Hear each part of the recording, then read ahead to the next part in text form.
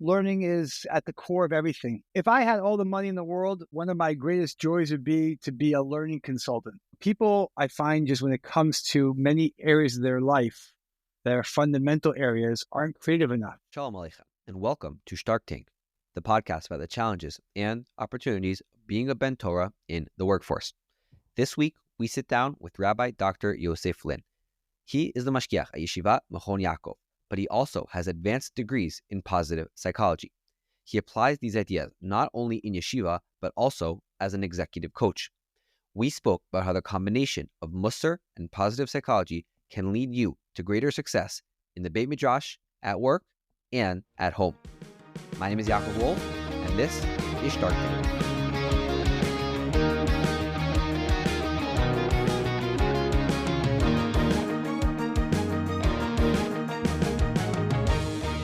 Rabbi Dr. Yosef Lynn, welcome to Shtark Tank. Thank you so much for joining us today.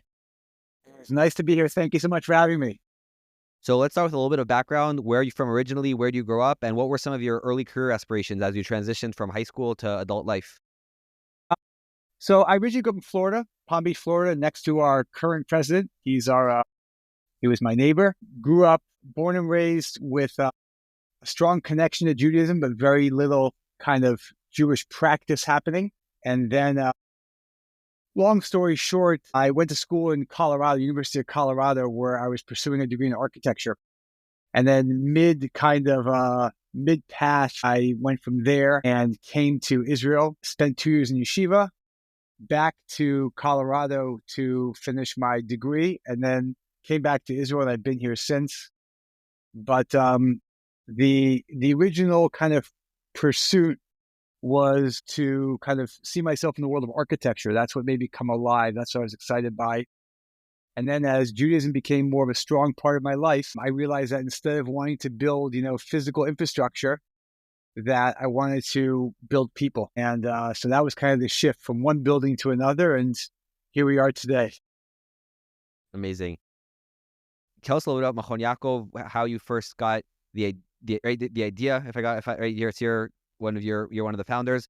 So tell more about the idea of Machon Yaakov. And we've had a number of listeners and some past guests, as you mentioned, who are Machon Yaakov alumni. And what I've heard from some of the alumni about the yeshiva is that it's unique in the fact that there's a very clear trajectory that you're coming to yeshiva and then you're going back to be in the workforce, which is what most people should be doing. And having that is very interesting for me as someone who hosts a podcast about being a Bnei Torah in the workforce. So maybe tell us a little about the origin story and the hashkafa in that regard. So Machon Yaakov is interesting. Machon Yaakov is a sister school. I went to a place called Machon Shlomo, and Machon Shlomo started over 40 years ago. And the goal of Machon Shlomo was a 2-year program for people to come in, get the fundamentals of Judaism, and then to take that back to their life, wherever they were before, whatever professional pursuits they had before, and to now combine their old life with their new findings, and to be able to live an integrated life where you can build off of already, the good things you have in your life and now just refine them. And that's a story. Over 20 years ago, it was clear that Machon Shlomo, the option was either to bring in more students, because they bring about 30 students a year. It's a 2-year program, or to make another smaller institution to make sure people get what they need. And therefore, a decision was made to launch Machon Yaakov. Machon Yaakov was basically started by Rabbi Jacobs, who also went to Machon Shlomo many years ago. And then from, right when he started, he brought me on board to work with him. My job is to be the Mashgiach there. And I've been at Machon Yaakov ever since. So Machon Yaakov, Machon Shlomo are two very similar places. Obviously, they each have their own vibe to them.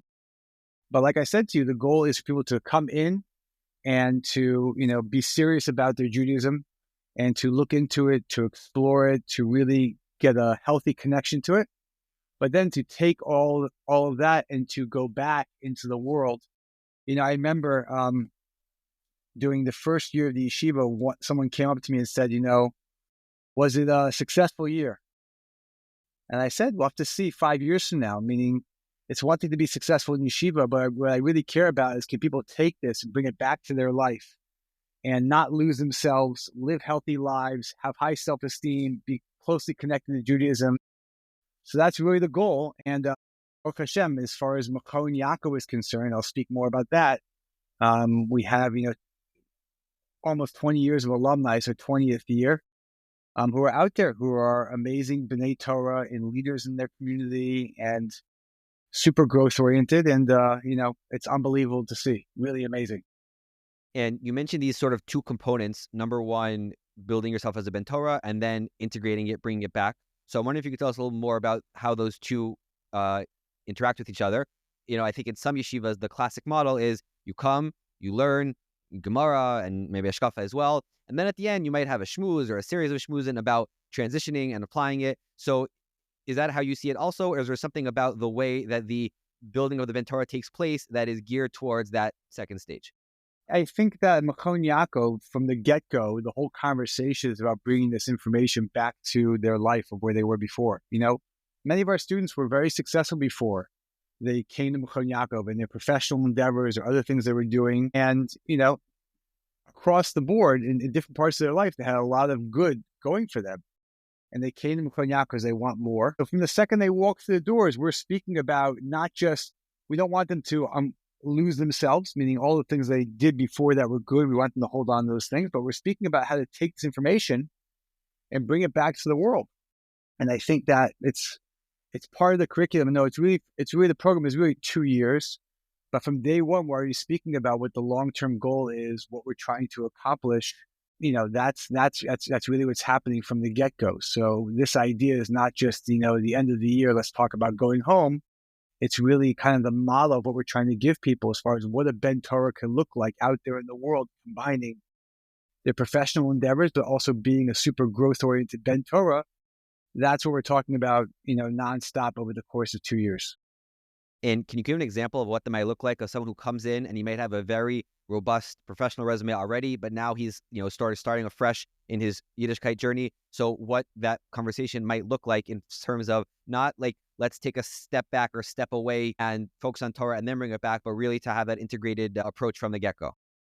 I mean, everyone's going to be different. It's a small place, so we can give everyone what they need. But, I think what they feel more than anything else is our desire for them to succeed in their professional endeavors. They're never going to get from us, you shouldn't be doing that or don't do this. So they already feel from the get-go, like we want you to thrive there. It's important to succeed there. And the conversation are much more about how to make your life richer in all areas, even your professional endeavors. So I think that people from the day one feel celebrated because of the accomplishments they had so far. And even more than that, encouraged to continue to thrive in those areas. So, it doesn't have to be necessarily an explicit conversation.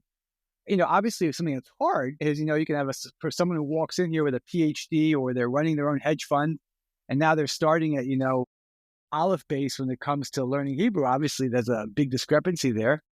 But, the curriculum is set up to be able to give people what they need, regardless of what stage they're at. But it's not explicit conversations. Amazing. So you're running this yeshiva, you're overseeing the spiritual growth of all these, very successful people. And at a certain point, or maybe it was slow, maybe it was sudden, you realize that there is a world of positive psychology that has a lot of overlap and a lot of added value to the things that you were seeing and doing in your role as a mashgiach. So you tell us a little bit about that journey of discovering positive psychology and how you think about the role that these terms and ideas play within your hashkafa? So let me get a little background, okay? When I went to Machon Shlomo as a student, the Rosh Yeshiva there, Rabbi Gershenfeld, who's also the Rosh Yeshiva at Machon Yaakov, when I was at Machon Shlomo, he gave for the first time a whole series of vadim on the topic of the importance of knowing what your natural strengths are and using those in different areas of your life. When I look back on my Machon Shlomo experience, that is the kind of series that totally blew me away. When I went to now Machon Yaakov, Rabbi Gershenfeld started teaching that here as well, right from the beginning. And what I saw is that it made all the students here totally come alive. And what I found was that people were just totally floored by it. And even more than that, people really needed this kind of topic to be spoken about and to be developed. But what people started coming to me about from my early days here was, okay, practically speaking, how do you understand what your natural strengths are? How do you make those things come alive in all areas of your life? And basically for the first decade of the yeshiva, I was spending so much time helping people do this, developing materials as far as how to actually make this happen, And I saw that when people actually were able to integrate this idea into their life of not only, number one, understanding their natural strengths, but number two, making them carry out in all areas of their life, it became the key to success for taking away self-esteem issues. It made people come alive. It was just like, and what's clear about this whole work, if you look at it, let's forget positive psychology, but the sources as far as how the Torah speaks about the importance of this idea and how this is really the key way of how a person should develop.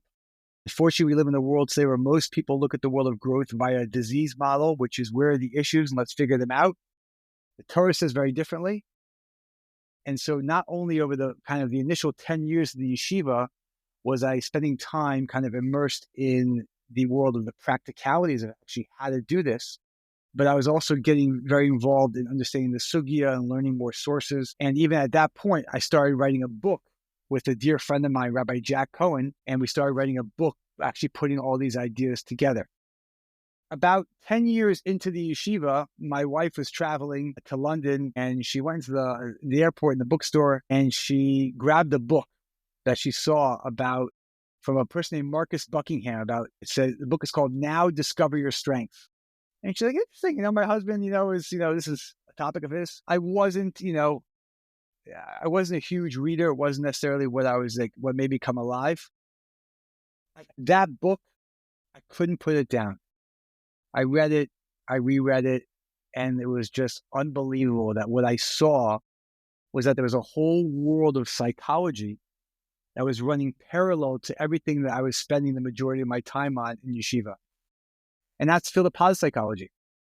And that basically started my kind of desire to learn more about this. And that led to me going and getting numerous degrees, a master's, a doctorate afterwards, basically following this topic all the way through. And I think that the field of positive psychology, just if you look at the world of Mussar, of self-development, is just such an awesome kind of chavrusa to the world of what, of what real growth as far as what the Torah wants from us. And I think that what's amazing is the world of positive psychology offers tons of practical tools and that are just super helpful for classrooms, professional endeavors, you name it. And really, the beautiful thing is that the world of Judaism can obviously speak about the depth and the substance that positive psychology can't necessarily touch on. But I see that these two areas run in a very harmonious way. And, over the past decade, I've done a lot to try and integrate them both together. So before we get a little bit more into the details and specifics of positive psychology and some of the applications that we can take for our life, you mentioned that it's a chavrusa and it's an extension to the Torah's hashkafa. So can you give us a little bit of background, introduction to where we see the Torah expressing this idea and how it's a fundamental core principle that we should be putting at the center of our Avodas Hashem? I mean, you see, if you look at the Bali Mussar, and again, this is, when we put our book out, which basically brings all the sources for this topic, you see across the board, okay, from more explicit in the Bali Mussar, but we try and bring Akronim, Rishonim, Chazals, Midrashim that speak about this idea. We on the Shtark Tank are much more biased towards Gemara and Rishonim, so you can start with that. Okay, so great. So you see across the board just numerous sources which go out of their way to say that the way a person comes alive, the way a person optimizes themselves to have a life where they're functioning at full capacity is to know how a Kodesh Baruch Hu made them as far as their natural strengths are concerned. And then even more than that, to take that and now build your life accordingly. If you look very clearly, I mean, again, it's everywhere, and people can see it in the book. A human being, comes with a PDF manual. The Almighty didn't put us in this world to be on a wild goose chase as far as how to optimize ourselves and live a life of where we feel complete. We come with a PDF manual of how to function at full capacity. And that PDF manual is called your natural strengths. And a human being has to look within, discover what those natural strengths are, and then use them across the board in all our endeavors, in our community life, in our learning, in our professional endeavors, you name it, it's everywhere.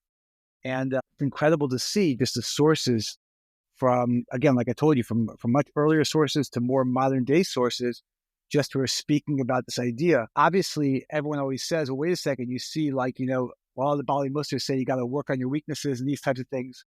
Boker Tov, of course you have to do that. The question is what's being done first. And the initial goal here is to first have a person getting up and running, moving in the right direction. And then at that point, once the person is doing that, now we can start to knock away and figure out, okay, let's deal with some of the issues. Got it. And the way I think about it when, looking at the Jewish communities and other communities as well, is that we have this trajectory where, you go to school and you grow up, and then, by the time you're 18, 25, you've chosen a major and a college degree, and you're hopefully settling down with a marriage and looking at what community you want to live in. So there's a certain level of individuality and choice in up until that point. But then you've sort of signed up for a certain professional world. You've signed up for a certain type of community and type of family. And in my personal experience, there's a lot still to learn about yourself and your personal strength. And it's a lot more of a fluid day-to-day process. So how do you think it should express itself in the sort of more micro decisions and interactions we make? Because again, at 25, you can know a certain amount about yourself, but I'm sure it's just a lifelong journey of really learning what your strengths are. So I think like this. People have way more data than they think they do. Obviously, life is a journey. New situations come up. There are different experiences that we're not expecting, that who knows what can be. Okay. But even a person hits 25, there's so much that you've gone through in your life to be able to get clarity as far as like, whoa, these are my major strengths. These are the things that make me come alive. This is where I gain energy from. Unfortunately, I think people always think that, wow, I got to get more experience here, more experience there. And I think that's a mistake that people make. I think that people have a tremendous amount of data. It's interesting in part of my work of helping people understand what their natural strengths are. So what I find is I'll take people through the history of their life. And usually what people are amazing at doing is figuring out all the issues that they repeat, Well, I was bad there, and then that same issue came up here, and then like they can track all of the negative parts of their life, those patterns through and through. But when you get people to start tracking the positive data, you see a whole world of repetition from when they were a young kid to where they are today. And unfortunately, what happens is that, when it comes to this topic of natural strengths, people don't think that they have enough data. People don't know how to get the data out of what they've done in the past. And so they kind of just move forwards, and let's say, and they say, well, we'll figure it out, and I need more, time to discover X, Y, and Z. And I think that can often be a mistake. I see a lot of people in their professional endeavors, move through the world of trial and error a lot, whether it's, jumping back and forth different majors in college or career changes, which are quite drastic and vast. And I think that can be avoided in a very strong way if people actually did more work searching within and getting to know themselves.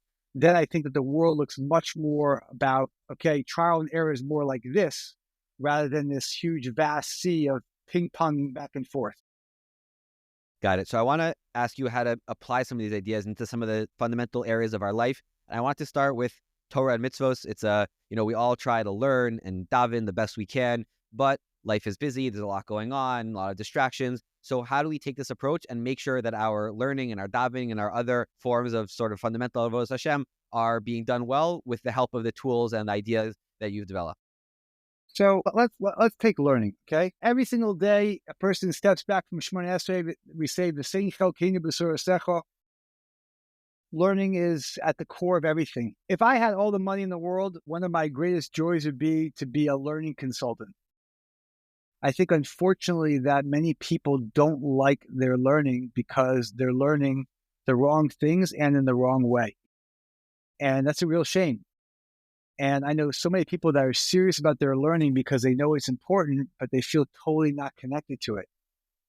And all of us have seen when you see people alive in their learning, and I don't care what they're learning, whether they're learning an English something or a history book, or when you see someone who's alive in their learning, who connects to it in a real way, it's probably one of the biggest game changers to the world of not only well-being, but of real connection to Hashem. What I've seen is that, in the world of learning, there's two things people need to think about.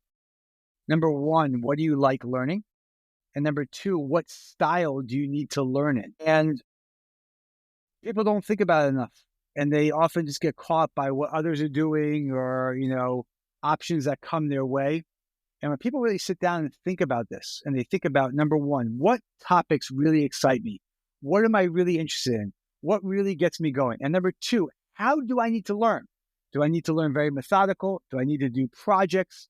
Do I need to do something which helps others? Do I need to go super deep and talk about esoteric ideas and, everything is theoretical and slow-moving conversations? I'm not saying one's right or wrong.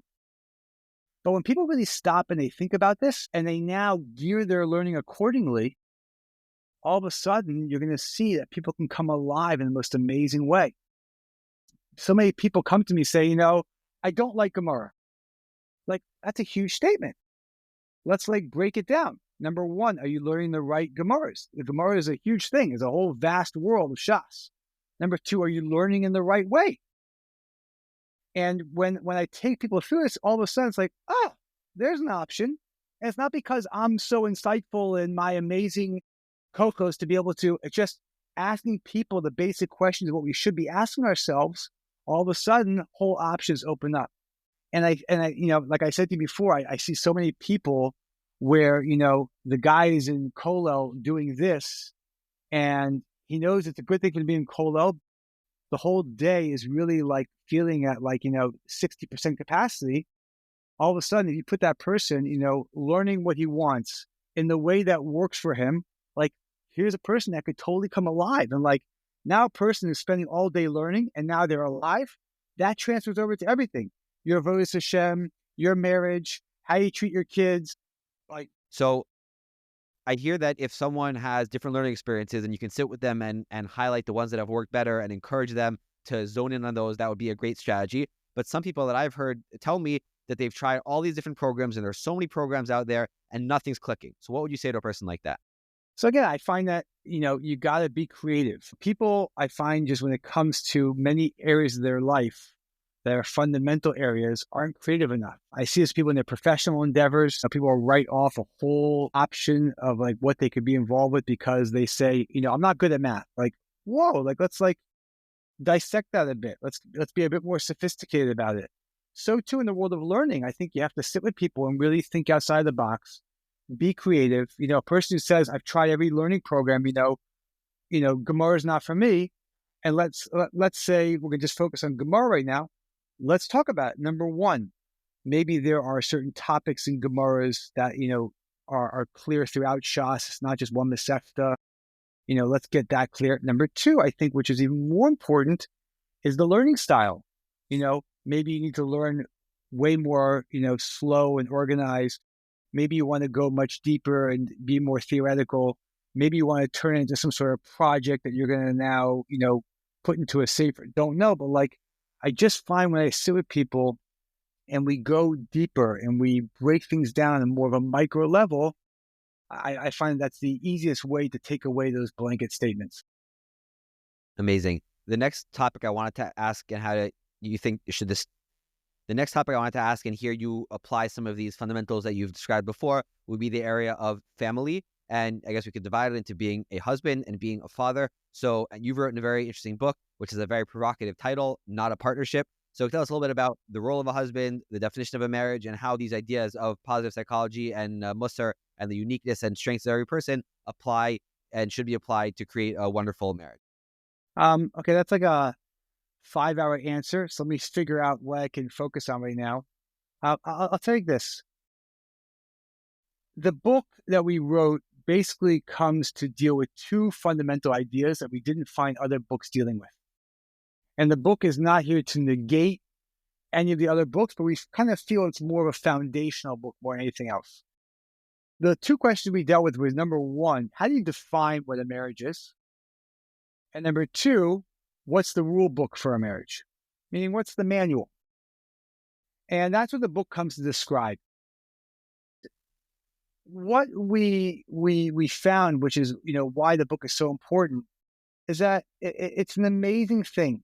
It's a crazy phenomenon. If you ask people, what's the most important part of your life? Why are you working? Why are you killing yourself? Why do you want to, everyone's going to say, at the root of that is their family.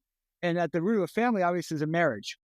But it's the place where people put the least amount of proactive attention in order to become great at it. And what we found is that, unfortunately, people just live, especially when it comes to the world of marriage, that, well, if things are, this is the right person, this is a great marriage, things are just naturally going to be great and get better with time. And like in no other area of our life does that concept apply. And what we found is that when people proactively invest in their marriage, it's an absolute game changer. And when they give it the time, effort, and energy it deserves, not just in the first year, but like all throughout life. And I'm not talking about complicated and sophisticated ideas, just practical things that you should be doing on a consistent basis. All of a sudden, it's amazing to see how the positive energy can come back into a marriage. And even more than that, how that spills over to the children in such an awesome way. Just so, maybe we'll just stay on topic here a little bit with one of the ideas we speak about in the book is, one of the most amazing ways of how to create incredible energy, but you can only do this by being proactive, is just like we spoke about people have natural strengths, so too in marriage, there's also strengths that each couple has. And what is that? Is that I'll have couples sit together and make a list of things, clear, practical things that both of them really love doing together. Not that you'll do for your spouse. There are many things I do for my wife because I'm a good husband, not because I really want to do them. But what are things that my wife and I really love doing together, from small things to bigger things? It could be getting a cup of coffee, going for a walk, and when couples make a list of these things, so they kind of have that list in front of them, these are things we really love doing together. And now they proactively find a way to build those into the week. It creates a chemistry, which is awesome to see. I want to ask two follow-up questions. The first is, I think it certainly resonates, this idea that you have to invest, you have to be able to put time in it if you want to be successful and great. But, if you take, an average, friend of mine who has a full-time job and a bunch of little kids, and he also wants to learn and go to Minyan. So just like, there are only 24 hours in a day. So like, how much time do you think a person needs to set aside at a minimum? Or are these things that can be done with like smaller bits of focused and intentional timeframes? Because again, theoretically great, practically has so much going on, and their kids and their family and all these other obligations. So it just seems hard to actually see how we could, make significant amount of time to invest in it. So number one is that people may need to have to rethink how they spend their time. I can't just say I'm so busy, I have so much going on, and then my marriage is mediocre when like that's the whole goal of everything. It just doesn't make sense. And therefore, there are some people that need to sit down and say, you know what? Whoa, maybe I'm doing too much of this or too much of that, or I have to like rethink things. Unfortunately, people are willing to rethink things when things hit rock bottom. But like, that's a crazy way to live. Number two is the things that we're talking about are about not grandiose things. Most people don't have time and energy for grandiose things. A lot of times what I find we're talking about, if you look throughout our book, which gives tons of practical examples as far as how to proactively build your marriage, a lot of these are smaller things that can be done in an easy way. We're not talking about crazy, wild things which are going to take over time, energy, effort, and money. It doesn't have to be that way, but it can't be that everyone's walking around saying, this is my most important priority, but we're not doing anything proactively to build that. It's a contradiction. Got it. And the other thing I wanted to ask you is that you, if I understand correctly, you define a marriage, as not a partnership in the title. Rather, it's a relationship where each party is completely 100% invested in the well-being and the success and the thriving of the other one. And so maybe let me know if I got that correctly. And if I did, the question would become, how do I think about my own personal self-esteem and growth, and also maybe within the home, the leadership and what I want to bring as far as who I am and what I want, what direction I want our home to go in, versus that other idea of being more focused on the needs and the wants and the priorities of the other spouse. So again, I think in a healthy marriage, okay, so, and you describe perfectly what a healthy marriage is as far as the definition of it. My wife is going to be going out of her way to figure out, like, what does my husband need to thrive?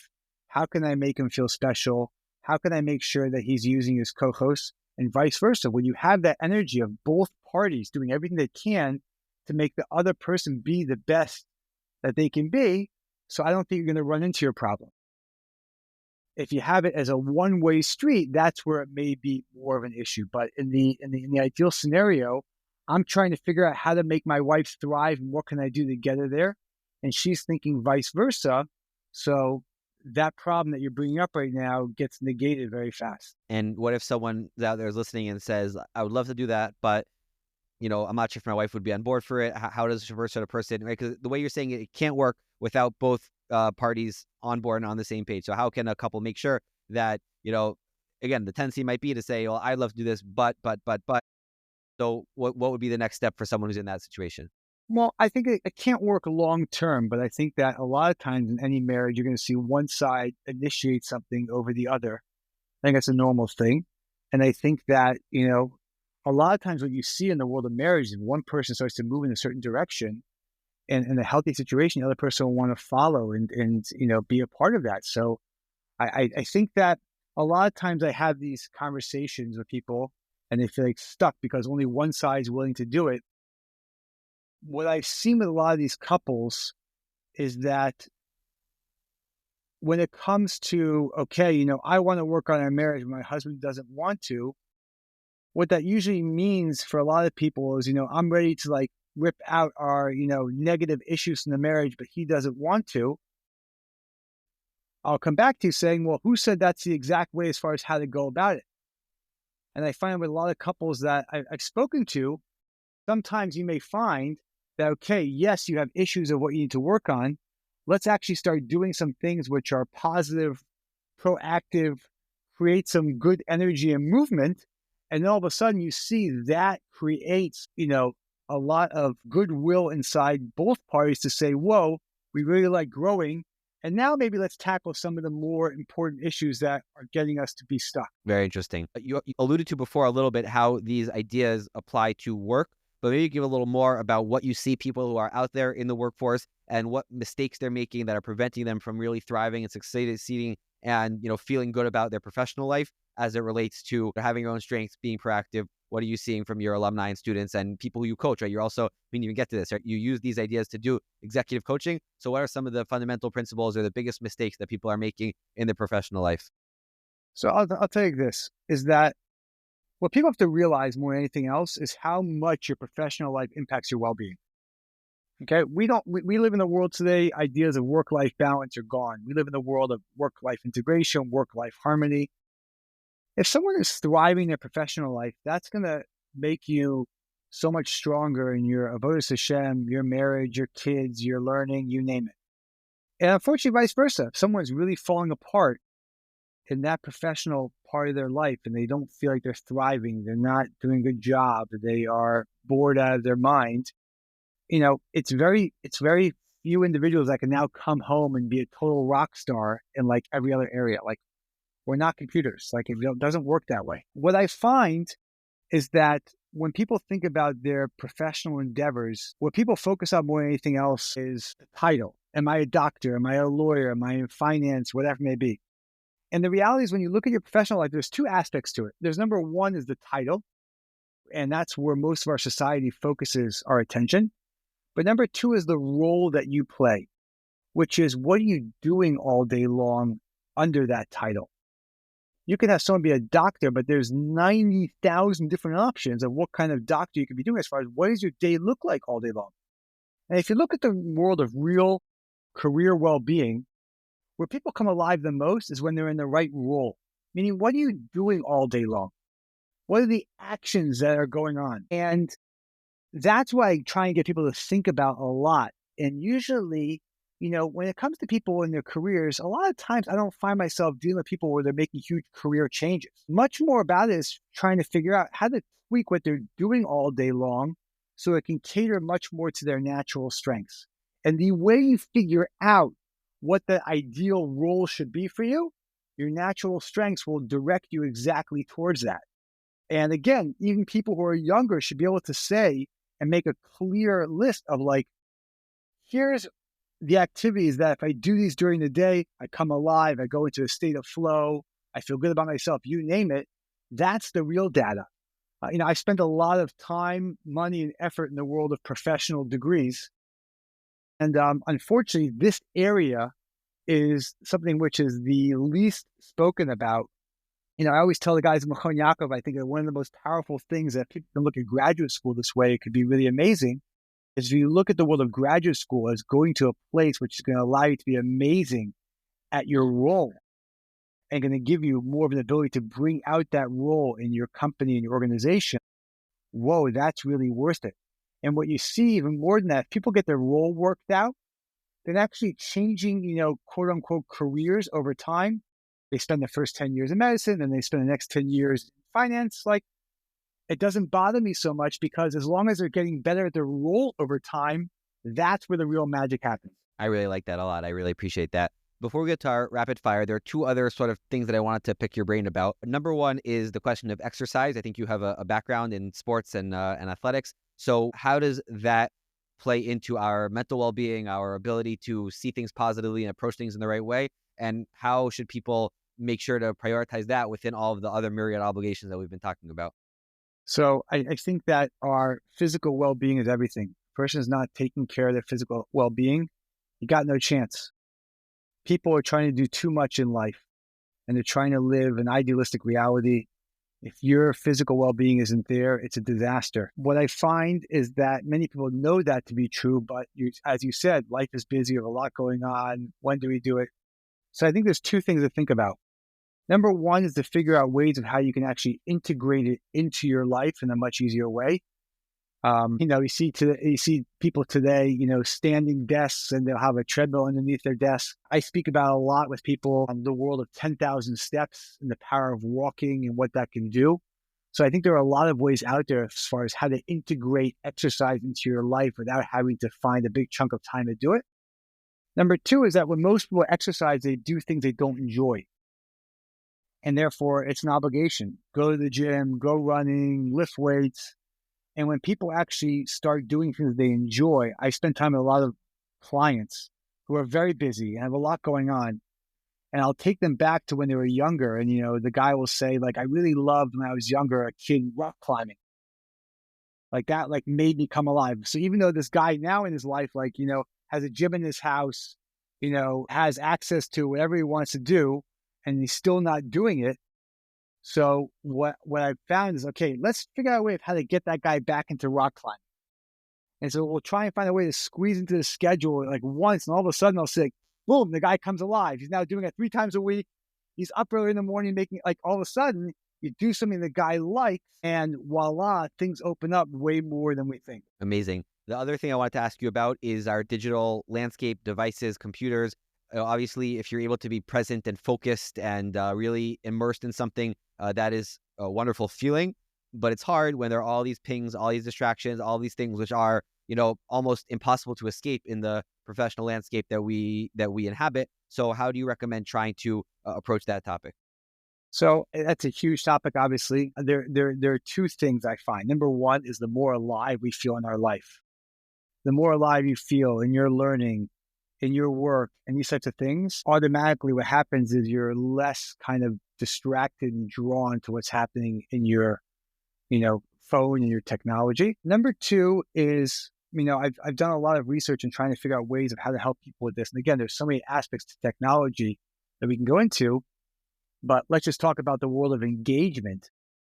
I think what has to happen, and this is what I've experienced in my students, myself, I've seen out there in the world of research, and I think this is between me and you, the way the world is going to end up going, is I think people have to get good at being able to have experiences without their phone. And if people can begin to learn that skill in some way, where you can engage something and not have your phone on you, your phone is in your office, your phone is turned off somewhere and left. When people can begin to flex that muscle of being able to engage in experience where their phone is not on them, I think that's a real key to success, to well-being. We can't do it for too long, but if you could, have that date with your kid when you go out and get ice cream, you leave the phone in the car, you come home for dinner, and for the first 20 minutes of dinner at night with your family, you leave the phone in the car. You leave the phone in the car. You're, about to stand with your chavrusa for half an hour to learn, you leave the phone in the car. One of the things I've used, I have a second phone in case of emergencies, especially living in Israel, things come up. So I have a phone on me that only my wife, kids have a number to if they need it for something. But like, I think the more people can try and create times in their day where they're engaged without their phone, I think it's a real game changer for well-being and more importantly for high quality engagement in things, which is super important. And maybe do you have any like quick tips or hacks about how to apply that at work? Because people also want to feel focused and immersed and present and enjoy certain aspects of their work, but the emails and the computers and the phones are hard to escape in that setting. So I understand the world of urgency and people need you, but if you're gonna be able to sit down and I'm gonna work on something for 20 minutes and I can just turn off my phone, turn off WhatsApp and give everything, to this project for 20 minutes, that does a lot for the project and it does a lot for me. So you're right. I can't do it all day long. We don't live in that, even if you're an entrepreneur working for yourself, you have to be accessible. You have to do it. But like, if you can find times during the day, you're going to have a meeting with your boss.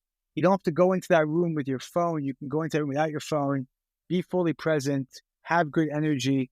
So I find we have to steal pockets of time throughout the day of when you can actually do that. I love that. Sounds very practical and certainly something which I will hopefully try to do a little more, although I do try to do it already, but I'll try to make that even more of a focus going forward. So we're arrived at our lightning round, 3 quick questions, 3 hopefully short answers. We're here in the winter and there are these long Friday nights. So what does Rabbi Dr. Lynn like to do in the long Friday nights after a Suda? Long Friday nights after a Suda, I find that changing things up, whether it is let's like shut down the Suda and let's play games together, or let's go for a walk, or let's go visit another family. I find doing something afterwards and not just letting things kind of slowly,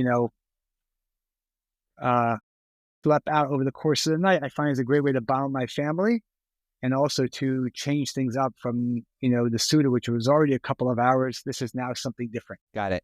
And what's your favorite sefer, Mussar sefer, other sefer to use that you find is the most important in developing the worldview that we've been talking about with regards to having your personal strength and, getting to know yourself and applying that in your life? The Mesilas Yesharim is something I find myself going back to more and more. The more work I do in this area, the more I explore, I find myself that there's nothing like what that sefer does and what it brings alive. So I think for me, it's the kind of the home base of everything that I teach and I've been exposed to. So that's kind of my go-to. Amazing. And besides for architecture, you mentioned that you studied and then you were involved in chinuch and education and executive coaching and writing. If you had to choose a new job, a new industry, maybe as you referenced before, saying that you had a dream of doing as a kid, what would that be? That's a good question. That's a great question of what else I could see myself doing. I've always thought about going into companies to learn how to make organizations healthier. I find that, unfortunately, what you see is if you look at the number one thing which can bring down companies, organizations, teams, is when things are unhealthy. And I find that just crushes everyone's well-being. And therefore, since I feel that our professional endeavors are so crucial, if I can help make teams or whatever, like I mentioned before, all different options, if I can help make them healthier, people treating each other better, people working together as a unit, then that's something which excites me. And I spend time, exploring that and thinking about it over the years because I think it's a crucial endeavor.